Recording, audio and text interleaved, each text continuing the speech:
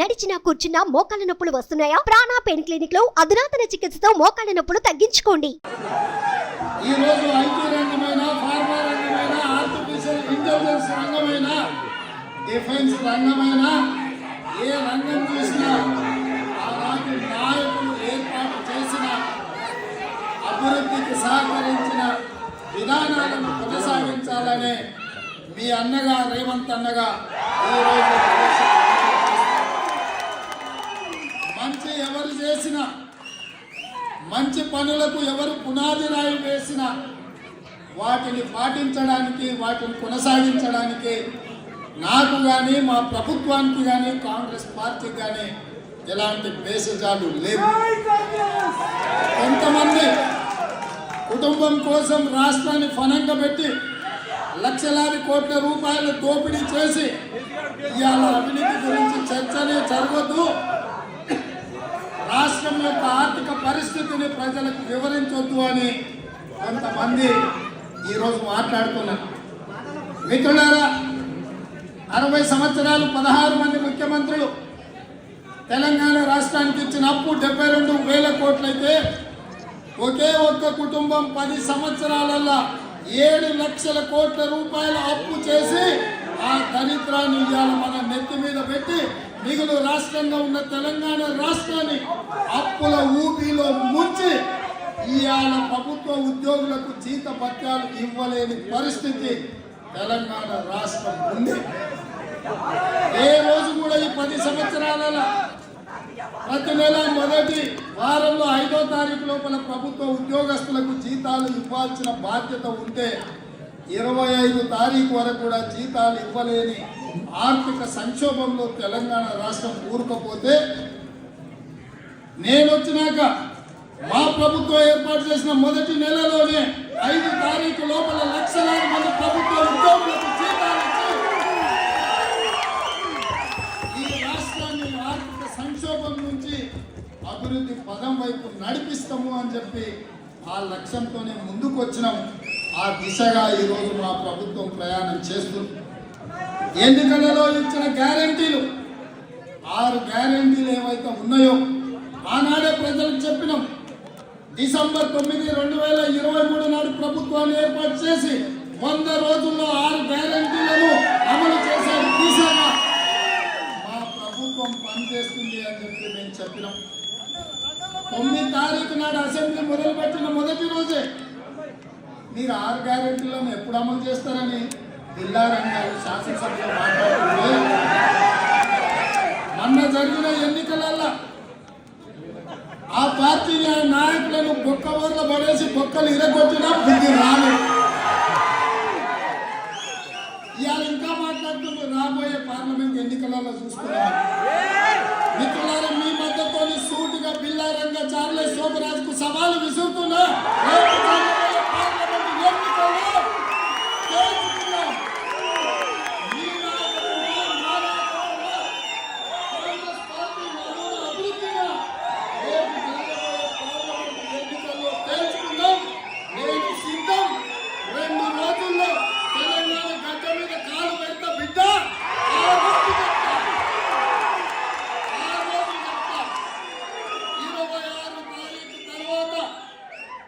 ఇంద్రవల్లిలో మొదలుపెట్టి తెలంగాణ రాష్ట్రం నలుమూలల సుడిగాలి పర్యటన చేస్తా. రాబోయే పార్లమెంటు ఎన్నికల్లో మీ నిశాన్ లేకుండా 100 మీటర్ల కోతి తీసి పాతి పెడతా అని చెప్పి మీ అందరి సాక్షిగా జిల్లా రంగాలకు నేను చెప్పదలుచుకున్నాను. మిత్రులారా, ఎన్నికలప్పుడే రాజకీయాలు, మిగతా సమయంలో పరిపాలన, రాష్ట్రం అభివృద్ధి అనే ఆలోచన ఉన్నవాన్ని ఇవాళ అభివృద్ధి వైపు, సుపరిపాలన వైపు రాష్ట్రాన్ని నడిపించాలన్న ఆలోచనతోటి అందరినీ సమన్వయం చేసుకొని ఇవాళ ముందుకెళ్తుంటే ప్రతిరోజు ఓర్వలేక నేను కూడా మీలాంటి సామాన్యమైన రైతు కుటుంబం నుంచి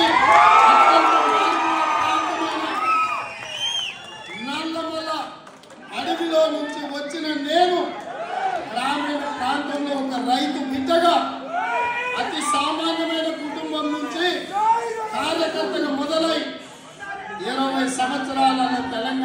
రాష్ట్రానికి ముఖ్యమంత్రి అనే హోదాకి నేను చేరుకున్నా. ఇది ఆషామాషిగా రాలే, అయ్యనో తాతలో ఇస్తే రాలే. నీలాగా నీ అయ్య పేరు చెప్పుకొని మంత్రి అయ్యి విదేశీ పర్యటనల మీద విలాసవంతమైన జీవితాలు గడపడానికి రాలే. ఇవాళ రాష్ట్ర అభివృద్ధినే ఇవాళ మనసులో పెట్టుకొని రాష్ట్రాన్ని ఇవాళ పక్క రాష్ట్రం కర్ణాటకనో ఆంధ్రప్రదేశో తమిళనాడో ఒడిశాతోనో పోటీ పడాలన్న ఆలోచన కాదు నాది. ఈ ప్రపంచంతోనే పోటీ పడాలన్న ఆలోచన. ఆంధ్రప్రదేశ్, కర్ణాటక, తమిళనాడు అభివృద్ధి చెందితే సంతోషించే వాడిగా మొదటి వాడిగా నేను ఉంటా. నా మిత్రులు, నా సోదరులు, నా కుటుంబ సభ్యులు అభివృద్ధి పదం వైపు నడుస్తే అభినందించడానికి నేను ముందుంటా. నా పోటీ ఆంధ్రప్రదేశ్, కర్ణాటక, తమిళనాడు కాదు. నా పోటీ ప్రపంచంలోనే పోటీ పడగలిగిన యువత నా దగ్గర ఉన్నారు. ప్రపంచంతోనే పోటీ పడగలిగిన హైదరాబాద్ నగరం నా దగ్గర ఉంది. ప్రపంచంలోనే పోటీ పడగలిగిన 5 మేధావులు లక్షలాదిగా ప్రపంచానికి మేధస్సును ఎగుమతి చేయగలిగిన మిత్రులు నాతో ఉన్నారు. ఈ ప్రపంచానికి వ్యాక్సిన్ ఎగుమతి చేసి కోవిడ్ సందర్భంగా కోవిడ్ వ్యాక్సిన్ కనిపెట్టిన సంస్థలు నా గడ్డ మీద ఉన్నాయి. జీనోమ్ వ్యాలీ నా దగ్గర ఉంది. ఇవన్నీ పెట్టుకున్న నేను అంతర్జాతీయ ఎయిర్పోర్ట్ కావచ్చు, ఔటర్ రింగ్ రోడ్లు కావచ్చు, ఐటీ ఫార్మా కంపెనీలు కావచ్చు, ఇంత సంపద పెట్టుకున్న నేను, మీ అందరి అభిమానం గుండెల నిండా పెట్టుకున్న నేను ప్రపంచంతోనే పోటీ పడతా తప్ప ఇవాళ తీసిన ఈ గద్దమ్మతో నాకేం పోటీ అని చెప్పి చెప్పవచ్చు. పులి అంట ఇంట్లో పండుకున్నదంట, లేచి వస్తుందంట. నేను కూడా దాని కోసం విసిస్తున్నాం బిడ్డ. మా దగ్గర పోలింది, మా దగ్గర వల ఉంది, రమ్మను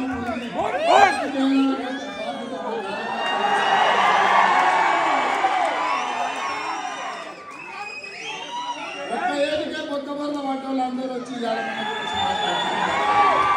కార్యకర్తల శక్తి ఇప్పటికైనా మీకు అర్థం కావాలి.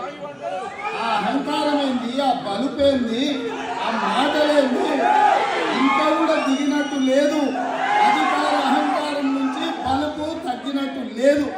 ఇతర పార్లమెంట్ ఎన్నికలలో ఆ బలుపును కూడా దించే పని ఆ కార్యకర్తలు తీసుకుంటారు.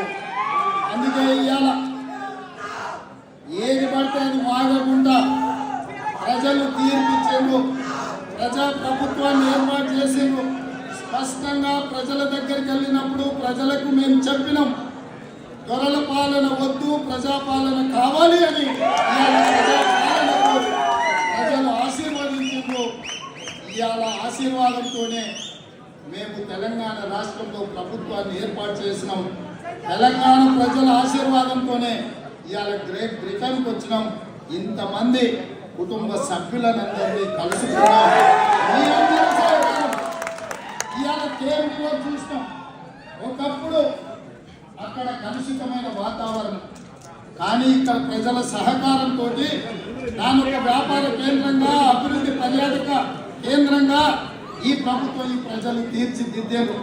అందుకే ఈరోజు నా ప్రజలకు, తెలంగాణ ప్రజలకు మూసి రివర్ ఏదైతే ఉందో ఈ రోజు కాలుష్యంతో మూసి మొత్తము మురికి కూపంగా మారింది.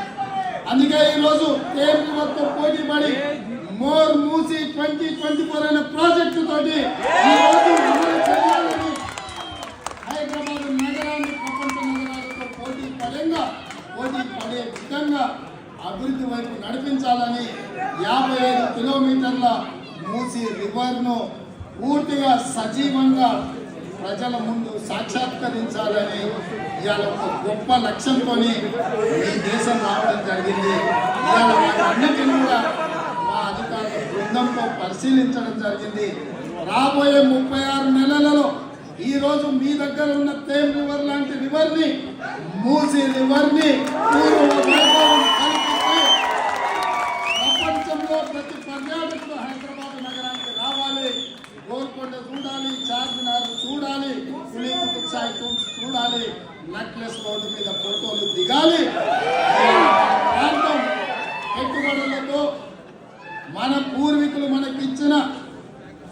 ఏదైతే శిల అక్కడ ఉన్న సంపద ఉందో వాటన్నిటిని కూడా ప్రపంచానికి పరిచయం చేయాల్సిన బాధ్యత మన ప్రభుత్వం మీద ఉన్నది. అందులో మీరే బ్రాండ్ అంబాసిడర్స్గా మారి ఈ ప్రపంచానికి మన దగ్గర ఉన్న శక్తిని, మన దగ్గర ఉన్న వారసత్వ సంపదను ప్రపంచానికి చెప్పాల్సిన బాధ్యత మీ అందరి మీద ఉన్నది. మీరే ప్రచారకులు, మీరే బ్రాండ్ అంబాసిడర్లు, మీరే తెలంగాణ రాష్ట్రాన్ని ప్రపంచంతో పోటీ పడే విధంగా ముందుకు నడిపించాల్సిన బాధ్యత మీది.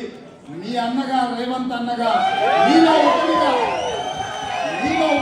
మీతో కలుస్తూ, మీతో చర్చిస్తూ, మీ సలహాలు సూచనలు తీసుకుంటూ రాష్ట్రాన్ని అభివృద్ధి పదం వైపు నడిపించే బాధ్యతయుతంగా నెరవేరుస్తానని మీకందరికీ తెలియజేస్తున్నా. అదేవిధంగా మిత్రులారా,